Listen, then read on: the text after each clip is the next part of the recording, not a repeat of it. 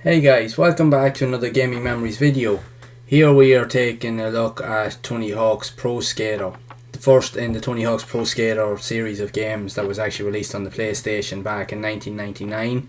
It was developed by Neversoft and published by Activision. This here was actually primarily the first of what would primarily become the greatest probably skateboard franchise ever in the history of gaming. This here game, along with its sequel Tony Hawk's Pro Skater 2, are considered two of pretty much the best games of all time. Definitely the sequel. This here game now started it all, but the sequel really took it to the next level. The sequel is actually the best selling sport or skateboard game ever made, and it's one of the best selling and one of the most popular games ever made in history. The game is just absolutely phenomenal. But it all started with this one here. This game here is incredible as well. And you can clearly see why. If you're a fan of skateboarding, this here is just insane. It's so much fun. It's hard, it's difficult. If you definitely test your patience, but if you stick with it, this here is just incredible. And it's not only that as well.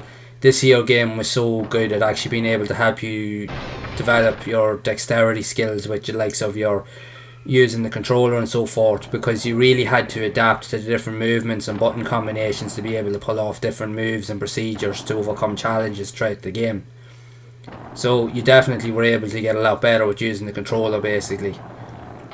I remember actually when this game actually came out, one of my brothers actually got a loan of this here and didn't really know what it was really too much at first, and didn't see anything really as good as this. There wasn't really anything like this out there at the time on any type of console.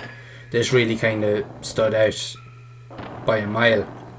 The one thing that was evident about this game, and the same even with the second game and most of the other games in the franchise, is the soundtracks in these games are absolutely incredible from some big name bands. That's what was definitely one of the most even popular things about it as well. It's just a load of big like rock bands and groups and so forth got together to create incredible soundtracks for these games. These games are just so much fun. This here now is like the very first level in the game, but what's cool about it is as you're going through the likes of the campaign, again you have to do different challenges and so forth, but the more challenges you complete and if you can beat the scoreboard and so forth, you will actually and do different like types of combos with moves and so forth, you will actually unlock different areas at different points in the level, and certain things that you do in the level can trigger certain areas to open up for a limited amount of time. Like in that level there, you could, at the far end there was another end that would actually open up, but again you'd have to play through it a few times in order to get that. This here was the same. As you can see here, when you're going past certain areas, things would actually trigger and actually open up depending on your proximity to certain environment hazards and so forth, depending on what you were doing. So that's what was really cool. Now I'll be honest, I was never really that great at this game. I could pull off moves and I could beat the scores and stuff, but I struggled. My mates and one of my brothers, Damien was an absolute beast at this. Apart from, he used to only ever really play RPGs, but the only games I ever seen him play other than RPGs were these games, this here and primarily the second one. And I think there was a couple of Tony Hawk's games on the PlayStation 2. I think the Underground series, I think the second one, he played that to death. But definitely Tony Hawk's this here and Pro Skater 2. They were the only games really that he actually played that weren't an RPG, and he was insane at it. He was really, really good at it. Like, just just absolutely incredible. Even to a point that we eventually got a demo of the second game, and I will cover that in another video. Where myself and my mate Derek actually were in competition with each other to try and beat the scores. And I do remember that there was an ongoing competition in the magazine at that time to try and get the highest scores. But back then we'd no access to the internet, so we'd no way of being able to post it online or even to share like videos and so forth of it. But I kid you not, both my brother and my mate definitely would have given the best of the bunch a run for their money because they were insane at it. It just was incredible the scores that they could get. But even going back to this game, I remember playing it myself, and my brother, it was actually Martin that actually got this, and he was big into it as well, but again, he wouldn't have been as big into games as much, and there was only a select few games that he would have actually played, and this was one of them. And I remember he actually did play this an awful lot, but I think he probably got it more so for the likes of the music, because he was big into like the rock tracks that were in the game and stuff. But I really enjoyed it as well, but I'll be honest, it was definitely not as good as the boys at this here. I really struggled with it, but I still enjoyed it anyway.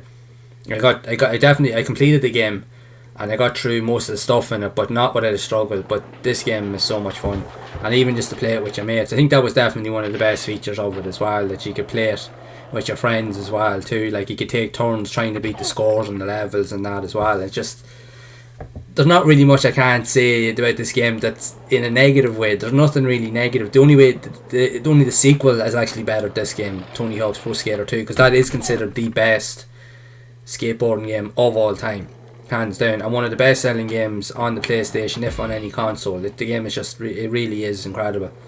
And this here game definitely started it all. This game is so much fun. It really, really is. This one and the second one are my two favourite games in the series as well. There was other ones that came out. There was like Tony Hawk's Pro Skater 3 and 4 that came out in the PlayStation. They were good, but nowhere near as good as the original two titles.